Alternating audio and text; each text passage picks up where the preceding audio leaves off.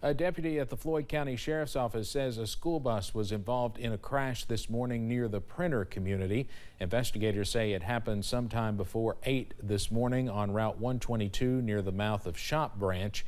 We are told there were 2 vehicles involved in the crash, and the Sheriff's Office describes it as a minor incident. The deputy says 1 child was on board at the time and nobody was hurt. Much different story in New York, where a New York high school band was devastated by a deadly bus crash yesterday. 2 adults were killed and several teenagers critically hurt when their bus ran off a highway and overturned about 70 miles northwest of New York City. Doug Williams of CBS New York reports on the accident that happened at the start of a weekend trip. All available manpower in the rescue needed to respond to Interstate 84. This was the terrifying scene in WYMT, New York Thursday after a charter bus carrying 40 high school students, many of them freshmen, tumbled into a 50-foot ravine. If you could possibly get to the scene, we're going to need all your equipment. First responders rushed to the debris-filled site, using ladders to climb onto the teetering bus and breaking windows to rescue students. Some were taken to nearby hospitals. Today was a day of terror. No one could have foreseen what these 40 students and 4 adults would have experienced, but certainly there are families grieving today. The bus was one of 6 taking Farmingdale High School students to band camp in Pennsylvania. They had a weekend planned of fun and enjoying their musicianship, and unfortunately, the day ended in tragedy for so many. 2 of the 4 adults on board, retired teacher Beatrice Ferrari and school band director Gina Pelletier, were killed. At least 5 students were critically injured. If it wasn't for the people behind me and all that they did, we would have lost more, and they wouldn't have gotten the care as quickly as they did. The National Transportation Safety Board and state police are investigating, but the governor says the preliminary information points to a faulty front tire contributing to the crash. Doug Williams, CBS News. Here in eastern Kentucky, there have been at least 3 school bus crashes we've reported on fairly recently. One occurred in Leslie County in April, another in Owsley County in February, and the most serious in Magoffin County back in November of last year.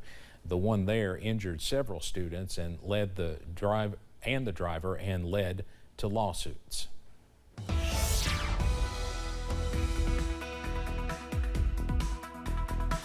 Here at the Chicken Festival in Laurel County, city of London, looking fantastic, a little warm, and we take a look at our 3 cameras right now, and you can see at 83 at the London Corman Airport, just up the road in Hazard, overlooking our town there from the studio, 79, and then Pikeville. A little bit of cloud cover over there, it looks like, maybe just a little bit, and then again just a little bit of sunshine filtering through, and 76. Not too bad, a little breeze here in London, so that's pretty nice. And let's go on over to look at our basically temperature trend. Actually, we're looking at hold on just a minute, I'm still having some technical issues over here. All right, DMA radar. So let's take a look at the DMA and kind of see what's going on in radar. Not much going on at all as we head through the first part of the daytime hours today to the afternoon. Temperature trend as we head into the overnight hours will start to cool off relatively quickly once the sun goes down. And tomorrow we begin fall at 2:51 in the morning. It is going to be a beautiful day tomorrow. Temperatures topping out in the mid-70s. I'll have more on the forecast coming up in just a little bit. Steve? All right, Brandon, thank you. A national blood supply shortage has officials with the American Red Cross asking everyone to pull up a sleeve to bring up those numbers.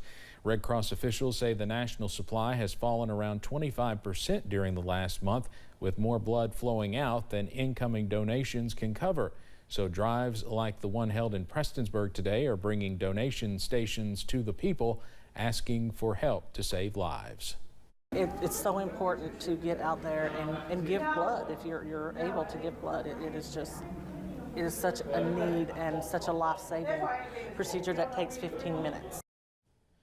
While the national shortage is the focus, the reason for so many donations today is credited to Allie Davis, whose legacy of giving life on through her memorial blood drive. We'll have much more about Allie coming up later tonight.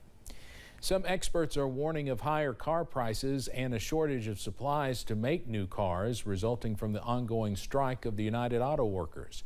One Jeep dealer in the New York area says a sustained strike could reduce the number of cars and trucks on his lot.